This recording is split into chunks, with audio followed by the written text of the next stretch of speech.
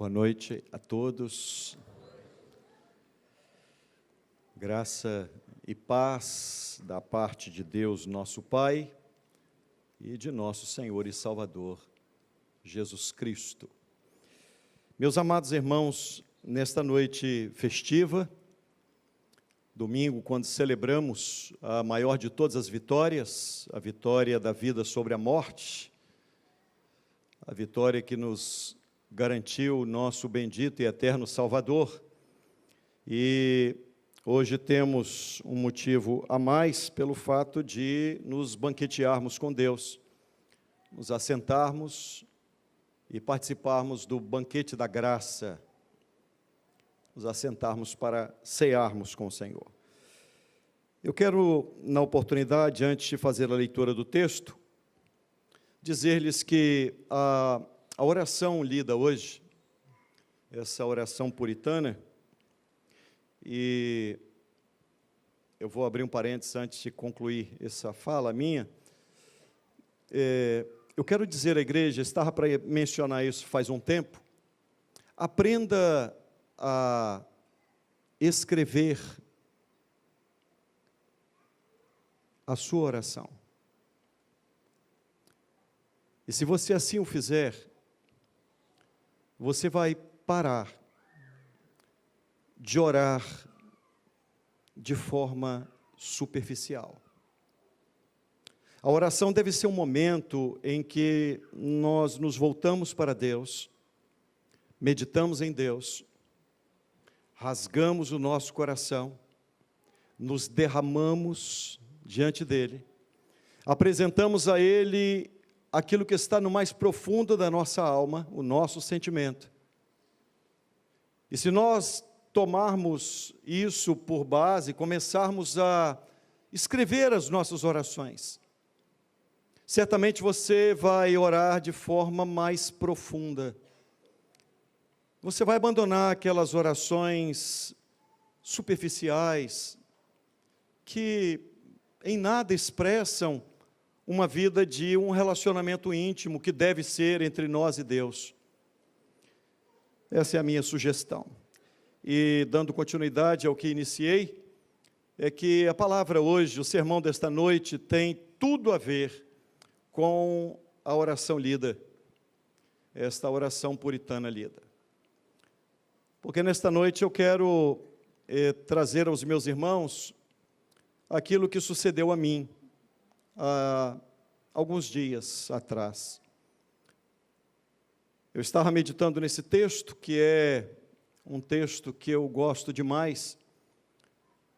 Eu creio que esta é a parábola, se não a parábola mais profunda de toda a Bíblia, se não a mais profunda, uma das mais profundas, com ensinos mais gloriosos, e a que tem a minha preferência, a minha predileção. Abra sua Bíblia, por gentileza, sem mais delongas. Evangelho segundo o relato de Lucas, capítulo 15. Faremos a leitura a partir do verso 1 e estenderemos a leitura até o verso 32. Após fazermos a leitura, eu peço aos irmãos que mantenham suas Bíblias abertas, e isso deve ser uma prática de todo cristão, de todo crente, para que você confira na Bíblia se aquilo que o pregador está pregando está escrito do jeito que ele está falando. Diz assim as Sagradas Letras: aproximavam-se de Jesus todos os publicanos e pecadores para o ouvir. E murmuravam os fariseus e os escribas, dizendo: este recebe pecadores e come com eles. Então, lhes propôs Jesus esta parábola: qual dentre vós é o homem que, possuindo 100 ovelhas e perdendo uma delas, não deixa no deserto as 99 e vai em busca da que se perdeu até encontrá-la? Achando-a, põe-na sobre os ombros, cheio de júbilo, e, indo para casa, reúne os amigos e vizinhos, dizendo-lhes: alegrai-vos comigo, porque já achei a minha ovelha perdida. Digo-vos que, assim, haverá maior júbilo no céu por um pecador que se arrepende, do que por 99 justos que não necessitam de arrependimento. Ou qual é a mulher que, tendo 10 dracmas, se perder uma, não acende a candeia, varre a casa e procura diligentemente até encontrá-la? E tendo-a achado, reúne as amigas e vizinhas, dizendo: alegrai-vos comigo, porque achei a dracma que eu tinha perdido. Eu vos afirmo que, de igual modo, há júbilo diante dos anjos de Deus por um pecador que se arrepende. Continuou: certo homem tinha 2 filhos. O mais moço deles disse ao pai: pai, dá-me a parte dos bens que me cabe. E ele lhes repartiu os haveres. Passados não muitos dias, o filho mais moço, juntando tudo o que era seu, partiu para uma terra distante e lá dissipou todos os seus bens, vivendo dissolutamente. Depois de ter consumido tudo, sobreveio àquele país uma grande fome, e ele começou a padecer necessidade. Então, ele foi e se agregou a um dos cidadãos daquela terra, e este o mandou para os seus campos a guardar porcos. Ali, desejava ele fartar-se das alfarrobas que os porcos comiam, mas ninguém lhe dava nada. Então, caindo em si, disse: quantos jornaleiros de meu pai têm abundância, têm fartura de pão, e eu aqui morro de fome. Levantar-me-ei e irei ter com meu pai, e lhe direi: pai, pequei contra o céu e diante de ti. Já não sou digno de ser chamado teu filho. Trata-me como um dos teus trabalhadores. E, levantando-se, foi para seu pai. Vinha ele ainda longe, quando seu pai o avistou, e compadecido dele, correndo, o abraçou e o beijou. E o filho lhe disse: pai, pequei contra o céu e diante de ti, já não sou digno de ser chamado teu filho. O pai, porém, disse aos seus servos: trazei depressa a melhor roupa, vestiu, ponde-lhe um anel no dedo e sandália nos pés. Trazei também e matai o novilho cevado. Comamos e regozijemo-nos, porque este meu filho estava morto e reviveu, tinha se perdido e foi achado. E começaram a regozijar-se. Ora, o filho mais velho estivera no campo, e quando voltava, ao aproximar-se da casa, ouviu a música e as danças. Chamou um dos criados e perguntou-lhe o que era aquilo. E ele informou: veio teu irmão e teu pai mandou matar o novilho cevado, porque o recuperou com saúde. Ele se indignou e não queria entrar. Saindo, porém, o pai procurava conciliá-lo, mas ele respondeu a seu pai: há tantos anos te sirvo, sem jamais transgredir uma ordem, um mandamento teu, e nunca me deste um cabrito sequer, para alegrar-me com os meus amigos. Vindo, porém, este teu filho, que desperdiçou os teus bens com meretrizes, tu mandaste matar para ele o novilho cevado. Então lhe respondeu o pai: meu filho, tu sempre estás comigo. Tudo o que é meu é teu. Entretanto, era preciso que nos regozijássemos e nos alegrássemos, porque este teu irmão estava morto e reviveu, tinha se perdido e foi achado. Pois bem, meus amados irmãos, eu creio que a igreja já aprendeu a maneira de nós olharmos para a Bíblia, lermos a Bíblia e interpretarmos de forma coerente aquilo que está escrito. E o verso 1 e verso 2, esses dois versos, eles nos apresentam o motivo pelo qual Jesus propôs esta parábola. E ao entender o verso 1 e o verso 2, fica muito claro para nós o que Jesus queria ao trazer esta parábola? Que tipo de ensino Jesus queria aplicar? Diz a Bíblia no verso 1 que lemos, que aproximaram-se de Jesus todos os publicanos e todos os pecadores para o ouvir. Isso é uma redundância, porque, segundo a ótica do judeu, todo publicano era um pecador. E, na verdade, esse texto sagrado, quando a Bíblia diz que ajuntaram-se, foram a Jesus todos os publicanos e pecadores, lembro-lhes que publicano era um judeu que tinha sido cooptado pelo Império Romano para que ele, sendo judeu, cobrasse impostos do seu próprio povo e entregasse a Roma. Portanto, os publicanos, eles eram extremamente odiados, muitíssimo odiados.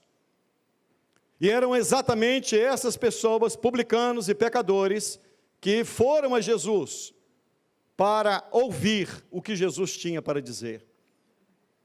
E estava ali na expectação daqueles fatos, homens que eram religiosos, e o verso 2 diz que fariseus e escribas, ao verem que publicanos e pecadores foram a Jesus para ouvi-lo, aqueles religiosos, escribas e fariseus, olhavam para aquela cena e começaram a murmurar, começaram a tecer uma crítica, dizendo: este recebe pecadores e come com eles. E é exatamente diante desta cena que Jesus propõe a parábola que acabamos de ler. Eu já havia falado em outra oportunidade, e reitero agora, ao contrário do que várias pessoas pensam, nós não estamos diante de 3 parábolas, mas nós estamos diante de apenas uma parábola. Apenas uma parábola. O texto sagrado diz no verso 3, então lhes propôs Jesus esta, singular, esta parábola. E esta parábola, Jesus vai criar 3 cenas. E as 3 cenas elas são correlatas e elas dizem respeito ao mesmo assunto que Jesus está tratando. Pois bem, para lhes mostrar que o verso 1 e 2 é o motivo pelo qual Jesus propôs esta parábola, olha como começa o verso 3. Qual a expressão, qual a primeira palavra do verso 3? O que está escrito, irmãos? Hein? Então, o que quer dizer a palavra então? Então quer dizer, diante desse fato, diante dessa situação, isso quer dizer então. Jesus olha aquela cena, pecadores e publicanos vão a ele para ouvi-lo, os religiosos, escribas e fariseus, ficou ruim o som. Podia ter deixado. Publicanos e pecadores vão para ouvi-lo, os religiosos, escribas e fariseus, começam a murmurar e a criticá-lo, dizendo que ele comia com pecadores, que ele estava sempre junto de pecadores. Então, isto é, por este motivo, Jesus propôs uma parábola.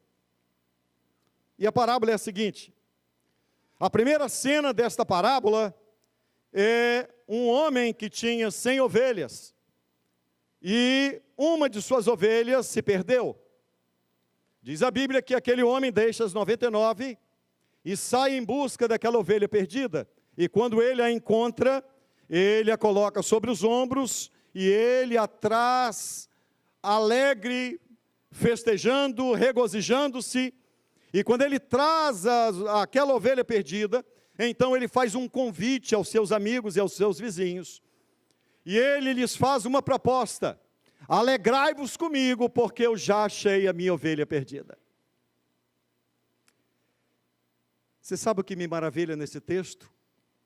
Dentre tantas coisas, porque esse texto é muito rico, conforme lhes falei, é que Jesus está mostrando que aquele homem usa a seguinte expressão: alegrai-vos comigo, porque eu já achei a minha ovelha perdida. Estava perdida, mas ainda continuava sendo dele. Tem gente perdida hoje, mas que é dele, é propriedade dele, pertence a ele. Fomos eleitos, escolhidos por Deus, antes da fundação do mundo. Deus nos elegeu em Cristo, isto é, a ovelha está perdida, mas é minha. Está distante, mas é minha ovelha. E ele traz aquela ovelha, e ele conclama as pessoas, seus amigos, seus vizinhos, a todos, dizendo: alegrai-vos comigo. Olha a alegria dele. Ele não se contenta em trazer a ovelha, mas ele chama todos para uma grande festividade, para que todos se alegrassem com ele. E então ele diz: porque haverá mais alegria nos céus, diante dos anjos, por um pecador que se arrepende, do que por 99 justos, que não carecem de arrependimento. Primeira cena de uma única parábola. Segunda cena desta parábola. Uma mulher que tinha 10 dracmas. A dracma é semelhante, a dracma ela tem, tinha no caso, o mesmo valor do denário romano. A dracma, ela era uma moeda que tinha o mesmo valor do denário romano, ok? Isto é, não era muito valor. Diz a Bíblia que uma mulher tinha 10 dracmas, e ele perdeu uma, e ela perdeu uma dracma. Então, ao perder uma dracma, ela acende a candeia, acende a luz da sua casa, varre a casa, procura diligentemente até achar a dracma perdida. E quando ela acha a dracma perdida, o comportamento dela é o mesmo comportamento que aquele pastor que trouxe a ovelha após encontrá-la. Alegrai-vos comigo. Ela chama as vizinhas e diz: alegrai-vos, eu já achei a dracma. Agora para e pensa uma coisa. Uma dracma é motivo de festividade? O que eu quero levar-lhes a compreender, irmãos queridos, é que estas duas cenas, a primeira cena, a ovelha que se perdeu e o pastor foi buscá-la, e a segunda cena, uma mulher que perde uma dracma dentro de casa, e então acende a luz, varre, procura diligentemente até achar. Essas duas cenas têm uma coisa em comum. Tanto a dracma estava perdida, quanto a ovelha estava perdida. A diferença é que um animalzinho, como a ovelha, ela sabe que está perdida.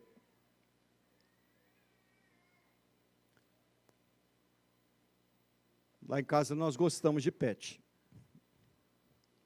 E eles sabem quando estão perdidos.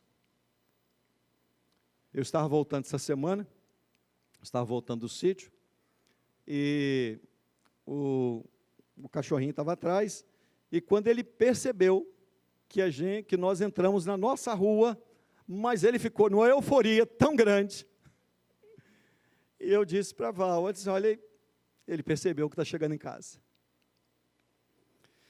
A diferença entre uma ovelha perdida e uma dracma perdida é que um animal sabe quando está perdido.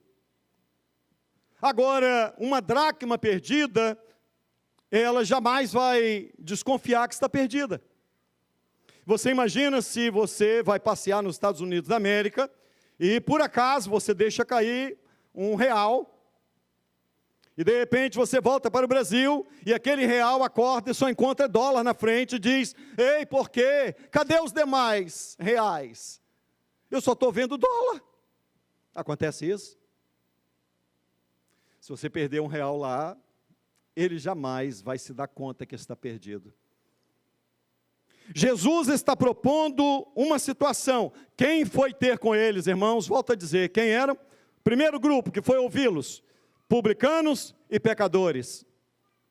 Esse grupo tinha consciência que, como uma ovelha se afasta do rebanho e tem consciência que está longe do rebanho, longe do seu pastor, o pecador e o publicano sabiam: somos pecadores, Somos falhos, somos imperfeitos. Nós nos distanciamos de Deus pelas nossas próprias pernas.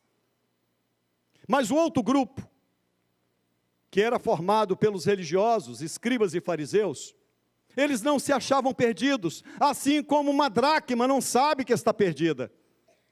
E tem muita gente perdido dentro das igrejas, sem saber que está perdido. A terceira cena desta parábola é a mais intrigante de todas, porque o Senhor Jesus, Ele vai unir essas duas figuras perdidas. E Ele vai unir essas duas figuras em torno de um pai. E Ele diz, um pai tinha 2 filhos, o mais moço e o filho mais velho. E muitos chamam esta parte da parábola de quê? Fala para mim, gente. De quê? Filho pródigo. Olha, essa é uma interpretação muito equivocada. Porque o filho que saiu da casa do pai, desperdiçou os bens do pai, certamente ele é pródigo, porque a palavra pródigo quer dizer aquele que gasta, gastador, esbanjador, aquele que não tem medidas. Óbvio que ele é um pródigo. Todavia, entretanto, porém, o pródigo verdadeiro dessa história não é ele, porque o centro dessa história não é ele. O centro dessa história não é nem o filho mais novo, nem o filho mais velho. O centro dessa história é o pai. E o pai realmente é pródigo, porque ele esbanja amor, ele esbanja perdão, ele esbanja compaixão por aquele filho que estava perdido. Então se querem dizer que esta é a parábola de algum pródigo, não é a do filho, é a parábola de um pai pródigo. Um pai cheio de amor, um pai que transborda de amor, um pai que mesmo tendo um filho fazendo o que ele fez, ainda assim o ama profundamente. É um amor tão profundo que ele é pródigo. É sem medida o amor de Deus. Não há como nós mensurarmos este amor. O gasto do filho teve um fim, mas o amor do pai não tem fim. Por isso o pai é muito mais pródigo do que o filho, porque o dele acabou, mas o pai deu a ele amor, deu ao filho mais velho amor, e o amor dele não acabou. Porque ele é pródigo. Ele esbanja amor, ele esbanja perdão, ele esbanja misericórdia, ele transborda de amor e misericórdia pelo pecador. Diz a Bíblia Sagrada que este filho mais novo virou-se para seu pai e pediu o seguinte: pai, dá-me a parte da herança que me cabe. E o pai prontamente atendeu. O pai prontamente atendeu àquele filho. E eu chamo a sua atenção, antes da continuidade, observe na sua Bíblia, olha como é uma parábola só, olha o verso 11. Qual é a palavra que inicia a terceira cena desta parábola? Qual é a palavra? Continuou. Percebe? Uma parábola apenas. Continuou. Isto é, o assunto é o mesmo. E Jesus deu continuidade àquele assunto. De que assunto Jesus estava tratando? Pessoas que sabem que estão perdidas e pessoas que estão perdidas, mas não têm ciência disso. E então, aquele filho mais novo, ele pede a herança do seu pai e parte para uma terra longínqua, distante. Ele se distancia do pai. E eu quero lembrar-lhes que o ordenamento jurídico brasileiro não permite você tomar posse da herança de uma pessoa viva. O nome disso é Pacta Corvina. Significa pacto de corvos. Pacta corvina é uma expressão do latim, e o ordenamento jurídico proíbe isso. Você não pode tomar a herança de alguém vivo. Mas foi exatamente isso que esse moço fez. Ele diz: me dá a herança que eu tenho direito.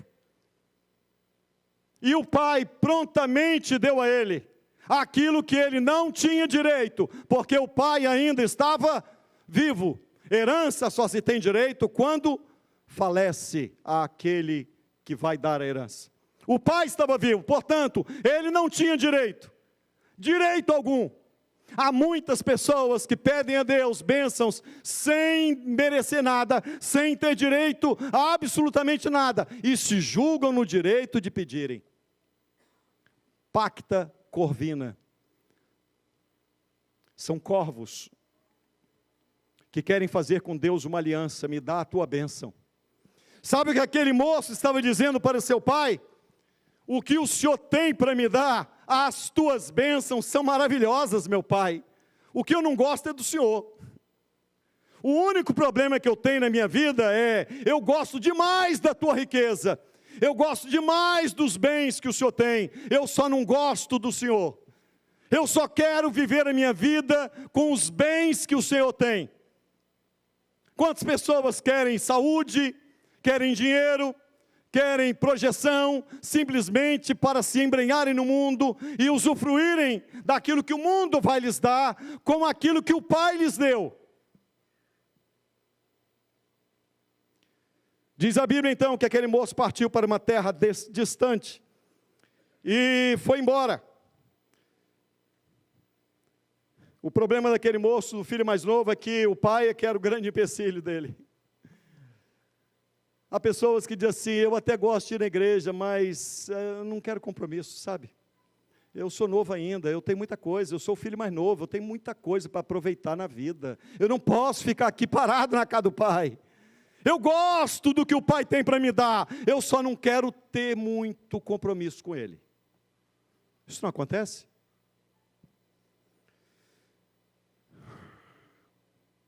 Diz a palavra de Deus que aquele moço foi para uma terra longínqua e gastou tudo que o pai tinha dado a ele. Tudo, absolutamente tudo.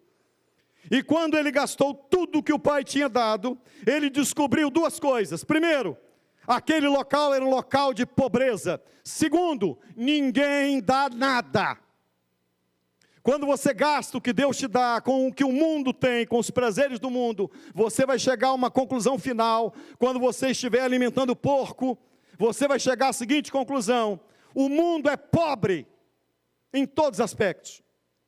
E não apenas isso, ninguém dá nada, ninguém vai estender a mão para você. Você vai estar chafurdado na lama, você vai estar num lugar mais tenebroso, e ninguém vai estender a mão para te tirar de lá. É cada um por si. E olhe lá. E não tem Deus por todos não, viu? Oh, meus amados irmãos, o fato é que esse moço caiu em si quando ele gastou tudo. Sabe quando a pessoa cai em si, que ela precisa de ir, voltar para a igreja, voltar para a casa do pai? Ele cai em si quando ele gasta tudo, quando ele perde tudo. Então aquele moço, caindo em si, ele não se lembrou do pai. O que mais me impressiona, e essa parábola falou muito ao meu coração, porque o que nós vamos ver é uma dura realidade de quem nós somos. É uma dura realidade de quem nós somos. Um bando de interesseiro. Aquele moço estava lá, porque ele encontrou alguém muito receptivo, estendeu a mão a ele, disse: você está passando fome? Vem cá, eu tenho algo especial para você, eu tenho porcos para você cuidar. Jesus está contando a parábola para quem? Para escribas e fariseus. Falar de porco para escriba e fariseu era Jesus dizendo assim: estes gentios, esses lá, pecadores e publicanos, estão lá, estão cuidando de porco. É verdade, vocês olham para eles, vocês dizem: coisa nojenta, impuros, indignos. Aquele moço estava cuidando de porcos e a Bíblia diz que ele desejava comer as alfarrobas, a comida de porco, porque ninguém lhe dava nada. Meus amados, nós vivemos em uma sociedade que está comendo alfarrobas. Você abre a rede social, só tem alfarrobas para porco. Você liga a televisão, é alfarroba para porco. É tudo que não presta. É tudo que não presta. A sociedade vem produzindo cada dia mais. Está lá, quantos milhões foram gastos no show lá no Rio de Janeiro? Para quê? Para quê? Para produzir o quê? Imoralidade? Perversidade? Miséria? Quando em muitos lugares não tem nem saneamento básico. Quanto mais profano, quanto mais imundo o artista, mais as pessoas gostam. Já perceberam isso? Alfarrobas de porcos é o que está sendo servido. Qual é o banquete da sociedade? Alfarrobas de porco. Tudo que não presta. E aquele homem, então, quando ele estava lá cuidando de porco, comendo o que porco come, então ele se lembrou, não do pai, ele se lembrou dos trabalhadores da casa do pai, que tinham abundância de pão. Essa é para você e para mim. Vocês já ouviram um jargão no meio dos crentes, que é o jargão mentiroso e muito pobre? Quem não vem por amor, vem pela... Vamos mais alto, gente. Quem não vem por amor, vem pela... Eu quero dizer para você, que eu e você não viemos por amor. Nós viemos porque nós estávamos morrendo dentro de um chiqueiro. Ninguém veio assim, Deus, eu vou na igreja hoje porque eu te amo, Deus. Eu te amo, eu quero declarar o meu amor. Não, ninguém vai para a igreja assim não. Você veio porque você estava cuidando de porco. Você veio porque você estava na miséria, porque a angústia tomou conta do seu coração, a tristeza tomou conta do seu coração, a vida perdeu o sentido para você, e então você se lembrou que na igreja Deus tem solução para mim, mas você não quer Deus, você quer a solução dele apenas. Essa é que é a realidade, é a mais dura realidade que a gente pode enfrentar. Eu sou tão bonzinho, eu fui para a igreja. Você foi atrás da comida, você foi atrás daquilo que o pai tem, porque você olhava os trabalhadores na casa do pai, e você dizia, puxa, quanta gente na casa de Deus é feliz, e eu estou aqui nessa vida miserável, estou depressivo, estou cheio de problema, então eu vou, por quê? Porque eu quero o que essas pessoas que estão lá recebem. Mas você não veio, assim como eu, não viemos por causa do Pai, viemos pelas bênçãos do Pai, e não pela presença do Pai. É ou não é? Tem alguém que veio diferente aqui? Fala, irmão, porque tá na hora, a gente faz uma estatuazinha, canoniza você. Quem sabe você não vira até papa, sai uma fumacinha branca lá, quando citar o seu nome. Gente, essa parábola nos leva a uma realidade que esfrega nossa cara no chapisco e diz assim, sabe por que você está na minha casa? Porque eu fiz você passar fome, porque eu permiti luta e prova, porque eu permiti que a angústia tomasse conta do seu coração, a ponto de você não ver saída, e é por isso que você veio, só por isso, só por isso. Quem é o pródigo? Quem esbanja amor nessa hora? E aquele moço então, ele começa a ensaiar a ida dele até o pai. E ele ora fazendo um ensaio antes de chegar ao pai. Pai, pequei contra o céu e perante ti. Já não sou digno de ser chamado teu filho. Olha a hipocrisia. Na cabeça dele, quando ele estava na casa do pai, ele era digno. Agora que ele saiu, ele não era mais digno. Não, não e não, e mil vezes não. Nós somos indignos aqui, e a dignidade que temos é a dignidade de Cristo, não é a nossa dignidade. Nós somos filhos do Pai pela dignidade de Cristo, e não por nossa dignidade. Pelo sangue derramado naquela cruz, que Ele nos adotou e nos inseriu na família de Deus. Aquele moço achava que, eu era digno, e agora não sou mais digno, meu pai. Um dia eu estive na igreja, agora eu não estou mais, me tornei indigno. Não, você sempre foi indigno. O que te salvou não foi a sua dignidade, foi a dignidade de Cristo. O que salvou você não foram as tuas obras, não foi porque você é muito bom. O que salvou você foi o que Cristo fez na cruz do Calvário. Esse foi o motivo pelo qual fomos salvos. Já não sou digno, nunca foi. Me impressiona esse pai, porque se é outro, agarrava no colarinho dele e diz assim: você nunca foi digno, moleque, você toma jeito, você sempre foi sem vergonha. É ou não é?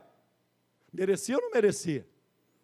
Mas esse pai é pródigo. E aí aquele moço diz assim: levantar-me-ei e irei ter com meu pai. E levantando-se foi para seu pai. Aí tem gente que pensa assim: bom, pastor, olha bem, a decisão quem tomou foi ele, não foi? Levantando-se foi para seu pai. Quem tomou a decisão aqui, nessa frase? Levantando-se foi para seu pai. Quem aparentemente tomou a decisão? Quem? Aparentemente. Porque ao final da parábola, Jesus vai dizer: este teu irmão estava morto e reviveu, tinha se perdido e foi achado. Não foi ele que achou, ele foi achado. Você foi achado, eu fui achado. Não, eu tomei a decisão pelo Pai. Não, você foi achado. Você foi encontrado, o amor do Pai te encontrou, o amor do Pai te achou. Achou você dentro de um chiqueiro, mas achou você. Bendito seja Deus. E chegou o dia em que você, então, movido por essa graça divina, diz: levantar-me-ei e irei ter com meu Pai. E começou a ensaiar uma oração medíocre. Pai, pequei contra o céu e perante ti, já não sou digno de ser chamado teu filho. Olha bem o que estava na cabeça daquele moço: faz-me como um dos teus trabalhadores. Irmão, ele estava dizendo assim: eu vou voltar para a casa do meu pai, mas eu não quero ser filho, eu quero trabalhar e receber. É ou não é isso? Faz-me como um dos teus trabalhadores. Ele não queria relação de pai e filho, ele queria a relação de patrão e empregado. Tem muita gente dentro das igrejas relacionando-se com Deus na figura de Deus é o patrão e nós somos os empregados. Já ouviu aquele negócio? Trabalha, faz as coisas na igreja que Deus vai te abençoar, né? Vai fazer as coisas que Deus vai te recompensar. Irmão, para fazer coisa Deus tem. Jesus disse: se eu quisesse, eu daria ordem aos anjos de meu pai, e eles me livrariam desse momento. Deus tem trabalhador, tem os anjos dele, que ele dá ordem e eles cumprem. Deus não quer relação de trabalhador e empregado com você. Não é patrão e empregado, é a relação de um pai que ama o filho que está perdido. Essa é a relação que Deus quer ter conosco. E não a relação de patrão e empregado. Eu faço e o Senhor me abençoa. Deus, você sabe que essa semana eu fiz várias coisas lá na igreja, hein? Então vamos ver essa semana próxima, abre as portas aí, porque medíocre, deixa de ser ridículo, que entendimento torpe. Aquele menino vai, eu gosto muito de uma explicação, que as pessoas dizem assim: bom, pastor, olha bem, o arminiano diz assim: vinde a mim, está vendo pastor, vinde a mim, é Jesus chamando, ele chama, mas quem vai é a gente, ok?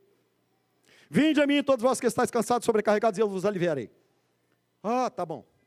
Então, o que você me diz em João 6,44, que diz assim: ninguém vem a mim, se o Pai não o trouxer. É mais ou menos assim, gente. Eu entrei na casa do Pai, Quando eu vou entrar, imagina que aqui tem uma porta. Em cima está escrito assim, vinde a mim. Eu passei pela porta. Quando eu olhei atrás da porta, está escrito assim, ninguém vem a mim se o Pai não o trouxer. Quem te trouxe? O Pai. Você estava tão chafurdado na lama que você não conseguia vir sozinho. Quem te trouxe foi o Pai. Você não tinha força para vir, mas quem te trouxe foi o Pai. Jesus disse, ninguém vem a mim se o Pai não lhe o trouxer. Foi Deus que te trouxe. Não foram as suas forças, não foi a sua capacidade, não foi você que é muito especial, não. Foi Ele que te deu força, foi Ele que te arrancou daquele chiqueiro. E então aquele moço começa, quando ele encontra, verso 20, e vinha ele ainda longe, quando o pai o avistou, olha bem isso, o pai o avistou, ele estava longe ainda. Percebe a cena? Não foi ele que viu o pai, foi o pai que o avistou. Não foi você que estava com os olhos fitos em Deus, é Deus que estava com os olhos postos em você. Foi Deus que pela graça dele te trouxe. Foi Deus que pelo poder dele te arrancou de onde você estava. Deus te viu de longe. Os olhos dele estavam postos em cada um de nós. E a Bíblia diz que o Pai se compadeceu dele. O Pai não, em dedo em rixa, apontou o pecado. O Pai correu, saiu correndo, quando o Pai o avistou, saiu correndo. O Pai tem pressa em abraçar você. Eu tenho uma palavra para você. O Pai tem pressa em abraçar você. O Pai tem pressa, Ele correu ao encontro daquele filho. Ele tem com pressa, e ele abraçou, e ele beijou. E quando o filho começou a fazer a oração, o pai interrompeu a oração no meio. O pai não deixou ele completar a oração, porque lá ele treinou a seguinte oração: não sou digno de ser chamado teu filho, faze-me como um dos teus trabalhadores. E o pai interrompe e não deixa ele continuar dizendo, faze-me como um dos teus trabalhadores. Percebe? Porque é a oração mais medíocre que tem, mais ridícula que tem. E o pai corre, abraça, beija aquele moço, beija aquele rapaz fedorento. Foi assim que você estava, meu filho, fedendo a pecado, mau cheiro do pecado. Mas o pai te abraçou, o pai beijou você. Você sentiu o amor do pai, mesmo estando lambuzado de fedor, mesmo cheirando a porco, o pai te abraçou. Você se lembra quando você veio à igreja, as lágrimas começaram a rolar dos seus olhos, é como se o pai estivesse te abraçando, você diz, meu Deus, eu estou sentindo, eu ainda estou todo sujo de porco aqui, mas eu estou sentindo a presença do pai, eu posso sentir o abraço dele, o beijo dele. Diz a palavra então que o pai o abraçou, porque a relação que o pai quer ter com ele, não é de patrão para empregado, é de um pai para com um filho, é isso que Deus quer para você e para mim. Não é relação de funcionários de Deus, empregados de Deus, não. É de um pai que ama seus filhos. O pai, porém, interrompe aquela oração medíocre e diz aos seus servos, trazei depressa. Olha a pressa do pai. Ele corre ao encontro do filho e agora ele chama os servos e diz, trazei depressa o melhor vestido, a melhor roupa. O que Deus reservou para vestir cada um de nós é o melhor que Ele tem. O que Deus tem para vestir cada um de nós, que quando Ele nos trouxe lá do mundo, cheirando a chiqueiro, o que Ele tem para nos vestir é o melhor que existe. A melhor roupa. Traz depressa a melhor roupa. Eu quero vestir esse meu filho fedorento. Eu vou tirar essa roupa fedendo a porco, fedendo a chiqueiro. Traz a melhor. Deus reservou para você o melhor. Deus quer vestir você com vestes de louvor, com vestes de adoração. E Ele disse, traz também anel e coloca no dedo dele. Todo mundo vai saber que ele é meu filho, porque no anel trazia as insígnias do pai. O pai não tinha vergonha de dizer, é meu filho. Ô irmãos, para e pensa. Deus podia olhar para nós e dizer, não fala que você é meu filho, não. Mas Ele faz questão de botar anel no nosso dedo e dizer, diz para todo mundo que eu sou seu pai. diz para todo mundo que eu sou o seu pai e que eu esperava você vir. E quando você veio, eu te abracei, eu te beijei, eu mudei a tua veste e eu coloquei um anel na tua mão para todo mundo saber: eu sou o teu pai, apesar do seu pecado. Eu sou o teu pai. Ponde-lhe anel no dedo e alparcas nos pés. E diz a Bíblia então que o pai, imediatamente após isso, ele disse, presta atenção nisso agora: trazei também o novilho cevado. Presta atenção nessa expressão. Trazei também o novilho cevado. Os judeus tinham uma prática. Eles costumavam, os judeus que tinham uma condição boa, fartura, eles costumavam cevar um animal e ia cevando aquele animal, esperando um momento especial, uma festividade, para que aquele animal estivesse cevado. Então ele seria morto. Agora o texto sagrado diz que é mais do que isso. Aquele animal não era apenas um animal especial, preparado para uma festa especial. Porque o texto sagrado diz que ele não era um novilho cevado. O artigo aqui é definido, ele é: trazei depressa o novilho cevado. O pai só tem ele para a festa. O pai não tem outra festa para receber pecadores, senão o filho dele. Ele não é apenas o melhor para a melhor festa, ele é o melhor dos melhores, o melhor de Deus, o novilho cevado, preparado para receber você, pecador, para receber a mim. Jesus é o melhor de Deus. Jesus é o melhor dos melhores de Deus. E Ele entregou o melhor para receber cada um de nós. Ele deu o melhor dele. O cordeiro que foi morto antes da fundação do mundo, não foi morto há 2000 anos atrás. Ele deu o melhor que ele tinha, para nós festejarmos a festa da salvação. Ele deu o melhor para que no meio dessa festa fosse anunciada: este meu filho estava morto e reviveu, tinha se perdido e foi achado. Esse é o motivo da festa, irmãos. Estávamos perdidos e fomos achados. E ele deu o melhor que ele tinha, o novilho cevado. Não foi um. Jesus não é um, Jesus é o único que poderia nos dar a salvação. Jesus não é apenas uma coisa boa de Deus, Ele é o melhor que Deus poderia oferecer para salvar pecadores. Ele é o melhor dos melhores, preparado, cevado, isto é, morto antes da fundação do mundo, na mente de Deus. Mas há 2000 anos atrás, cumpriu-se o dia em que a profecia foi cumprida e Jesus vai à cruz. E diz a Bíblia que nascido de mulher, nascido debaixo da lei, para cumprir a lei, na plenitude do tempo, nasceu Jesus, o cordeiro, o novilho cevado.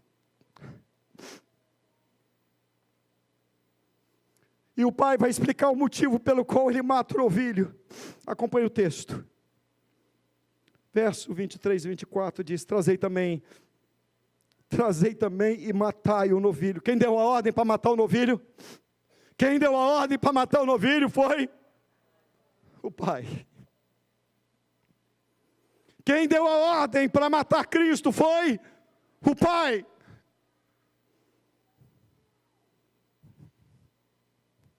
Quem deu a ordem foi o pai. Vocês vão matar o meu filho. E o motivo pelo qual Jesus morreu está aqui: comamos e regozijemo-nos. E aí ele vai explicar por que essa festa. Porque este meu filho estava morto e reviveu, estava perdido e foi achado. Por que Jesus morreu? Porque você estava morto e eu também. Se ele não morresse pelo nosso pecado, nós jamais teríamos a vida dele. Ele morreu a nossa morte para que nós pudéssemos viver a sua vida. Bendito seja Deus. Matai o novilho cevado, foi a ordem de Deus. O cordeiro que foi morto antes da fundação do mundo. É o melhor dos melhores.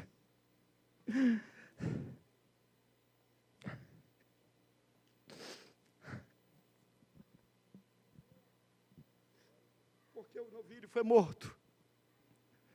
Porque o filho voltou. A razão de Jesus ter ido à cruz é a sua salvação, é a minha salvação. É nós que estávamos mortos em delitos e pecados, mas agora fomos revividos, ressuscitados em Cristo. E o Pai disse, isso é motivo de muita alegria. Isaías 53:11 diz, ele verá o fruto do penoso trabalho e a sua alma ficará satisfeita. Encerrando o verso 25 até o 32, uma outra cena se apresenta.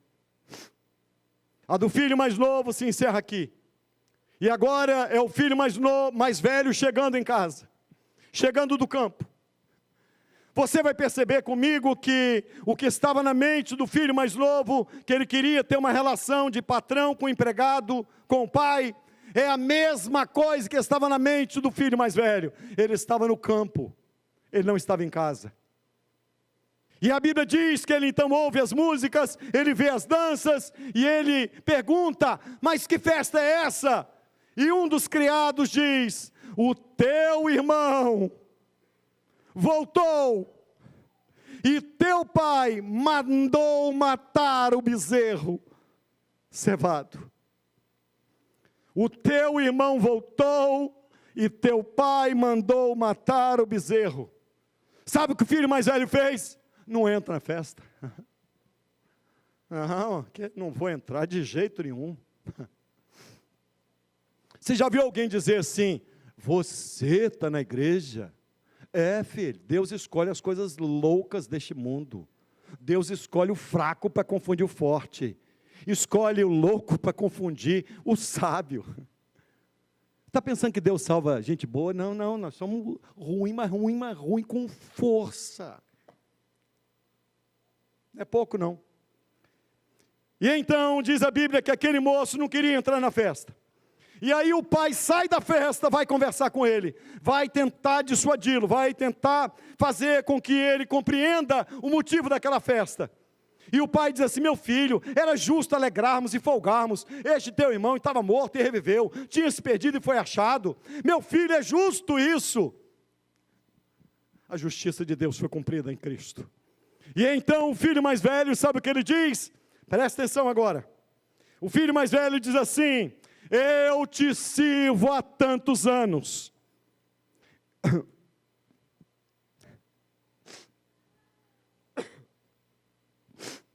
Eu te sirvo há tantos anos, sem jamais transgredir uma ordem tua, um mandamento teu.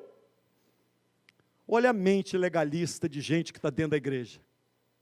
Eu te sirvo há tantos anos, eu sou crente desde pequeno, eu fiz muita coisa na igreja, eu te sirvo há muito tempo, nunca transgredi uma ordem tua, nunca transgredi um mandamento teu.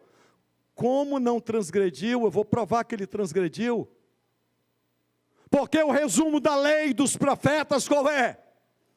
Amar a Deus de toda a tua força, de todo o teu entendimento, com tudo que há em você, com toda a sua alma, amar a Deus com toda a tua força, e ao teu próximo como a ti mesmo. Primeiro, ele não amava o pai, ele tinha uma relação de patrão e empregado, e ele não amava o irmão, então ele é um mentiroso, hipócrita, e a igreja está cheia de gente hipócrita.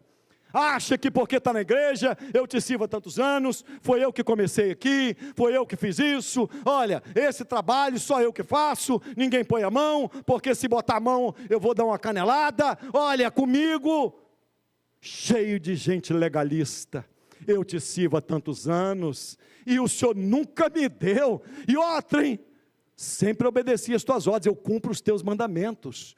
Cumpre nada, rapaz. A dignidade que você tem é a dignidade que Cristo te deu, e minha também. Nós só somos o que somos pela graça de Deus, não é pelo nosso esforço, não é pelo nosso mérito, não é pela nossa condição, é graça. Eu te sirvo há tantos anos, meu papai. Eu sou bonzinho, papai, eu faço tudo na igreja. Tem um monte de gente que não faz nada. E o senhor fica preparando festa para esse bando que está aí, ó. O cara está lá no pecado, o senhor prepara uma festa para ele. Que isso, meu pai? Valoriza quem está aqui, ó. Mais ou menos foi isso que ele disse, né? Legalista, hipócrita, te sirvo há tantos anos, nunca transgredi um mandamento. Você não ama o pai, filho? Quanto tempo você não derrama uma lágrima na presença do Pai? Quanto tempo você não sente a presença dEle? Há quanto tempo você não ora dizendo, meu Pai, eu te quero mais do que tudo na minha vida?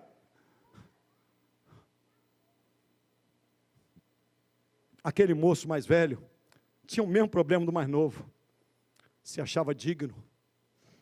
E então, encerrando, nunca me deixe um cabrito para me alegrar com os meus amigos. Ele queria o que, gente? Repete. O que ele queria? Um cabrito para alegrar com amigos. Onde estava a alegria dele? Nos amigos. O que é que ele queria? Cabrito. Ele não queria o bezerro cevado. Tem muita gente dentro da igreja atrás de cabrito. Vai para a igreja porque atrás de bênção. E tem esses pregadores sem vergonha, mau caráter, que ensina coisa errada, ensina a teologia da prosperidade, ensina tudo que não presta, monte de picareta. Vem que o Pai vai te dar alguma coisa. Não, o que o Pai vai te dar é a presença dEle, é Ele te chamar de filho. E então, aquele moço diz, eu te sirvo há tantos anos, nunca transgredi um mandamento teu. Peraí, meu pai, não vou entrar na festa não. E aí o pai usa um argumento, eu vou encerrar com esse argumento. Olha o argumento que o pai usa. Tudo o que eu tenho é teu. O pai vai dizer assim, meu filho, você sempre está comigo, eu não basto para você. O pai está dizendo aqui para um monte de gente que está dentro da igreja há bastante tempo. Pode ser que hoje tenha vindo algum pecador, alguém que está fora da igreja e tudo. Pode ser, e tudo. Então você se enquadra na figura do filho mais novo. Mas vocês, nós aqui, nos enquadramos na figura do filho mais velho. Que muitas vezes não tem uma relação de pai para filho, uma relação de patrão para empregado. Não é isso que Deus quer de você. Deus não te chamou para ser empregado dele. Deus te comprou naquela cruz para ser filho dele. Para você chamá-lo de pai, e não chamá-lo de patrão, e não cobrar dele cabrito, para se alegrar com os amigos. O pai disse, meu filho, você sempre está comigo. Igreja, é Deus dizendo para cada um de nós, vocês sempre estão comigo. É Deus dizendo a você, vocês sempre estão comigo. Eu estou sempre na vida de vocês. Eu prometi que eu estaria convosco todos os dias, até a consumação dos séculos. Eu nunca deixei vocês, eu não desamparei vocês. Vocês sempre estão comigo. E tudo que eu tenho é de vocês. Você está querendo um cabrito?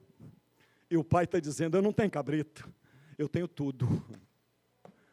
Eu tenho a paz que o mundo não te dá, eu tenho a alegria que o mundo não te dá, eu tenho a esperança que o mundo não te dá, eu tenho uma eternidade que o mundo jamais vai te dar. Tudo o que eu tenho é teu, meu filho. Que nesta noite possamos ceiar com o Senhor, de posse desta dura confrontação. E eu confesso aos irmãos, que à medida que eu fui lendo, eu não sabia se eu lia ou se eu chorava. Porque eu me vi na figura dos dois filhos.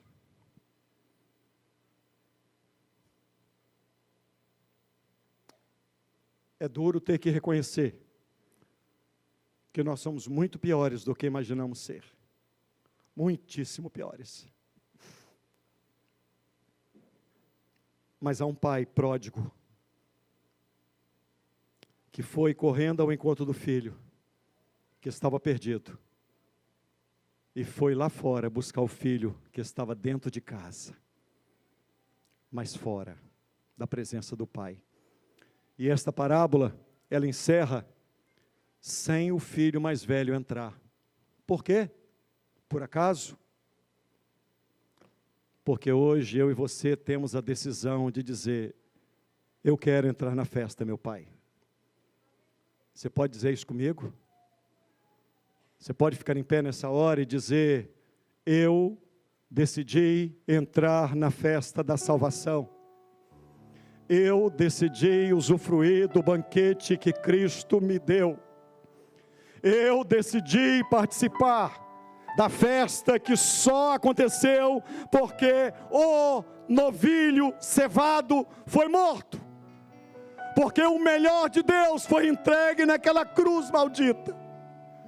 Essa festa tem razão de ser, irmãos. E eu encerro com as palavras que estão aqui registradas. O pai dizendo: alegrai-vos comigo, alegrai-vos comigo, porque este teu filho estava morto. O meu filho estava morto e reviveu, tinha se perdido e foi achado.